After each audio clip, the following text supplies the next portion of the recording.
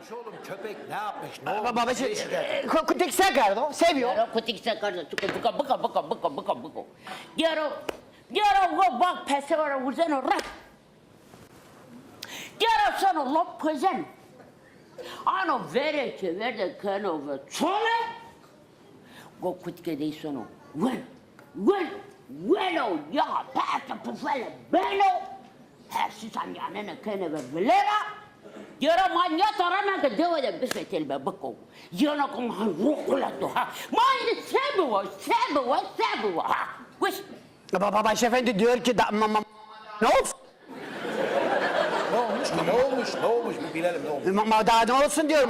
Babaş efendi diyor o bako diyor gelmiş. Diyor köpeğisinin diyor böyle diyor böyle boynuna şiş koymuş böyle. Diyor kıdıkta onda alıp veriyor. Böyle evesinin önünde sabah kalkıyor, kıdıkta ona lop veriyor. Diyor böyle yiyor.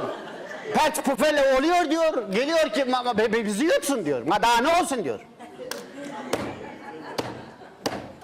Gel be. Gel oğlum be. İşte bu ya. İşte bu böyle bak böyle açıkla ki ben anlayayım. İşte başım çeviriyor. Gerizekalı. Oğlum sen ne diyorsun? Ulan bu nasıl şey? Ulan bu nasıl bir dil? Lop olmuş, hal olmuş, şiş olmuş, can olmuş, şurt olmuş. Oğlum bunun Türkçesi yok. Babaş efendi. Ulan oğlum şu kadını bir okula gönderseydiniz. Şu güzelim Türkçeyi konuşsaydı. Gelip burada derdini kendisi söyleseydi. Senin de bu çakallığına gerek kalmasaydı dahi olmazdı. Al işte sana derdini anlatamayan anan ve de dili. Tepe tepe kulak. Bak o gelmiş, hal olmuş, lop koymuş, şiş olmuş, can olmuş, cürt olmuş. Ne olmuş oğlum? Ne diyor?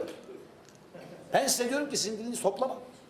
Nerede bir kelime bulmuşlar, getirip oraya yamamışlar, adına da zart suça koymuşlar. Zazaca. Quiero mi caracha cochero africano. O kızaydı iyi olmazdı. He Türkçe öğren. Quiero te sabana. Hoş efendi Türkçe öğrenmiyor gelmiş orada konuşuyor ya. Ne biçim bir insan ya. Anladım oğlum. Anladım. Türkçe öğren. Quiero te sabana me. Konuşma. Tamam, konuşma, sus. Sus kadın. Türkçe kibar konuş. La que te merece. Ben anladım. Sabahtan beri boşuna sizinle uğraşıyorum. Boşuna bununla uğraşıyoruz baş efendi ya. Yani bu kadın kısacası... Evet bu karı kısadır. Oğlum bir sus. Kadın kısa değil, kısacası, lafın kısacası. Kısadır baş efendi. Baş efendi bu uzundu çekti sonradan. Bu kadın gelmiş adamın köpeğini şikayet ediyor. Evet onun köpeğisini şikayet Ben yapıyor. anladım, mevzuyu anladım. Evet. Onun köpeğisini de yapıyor.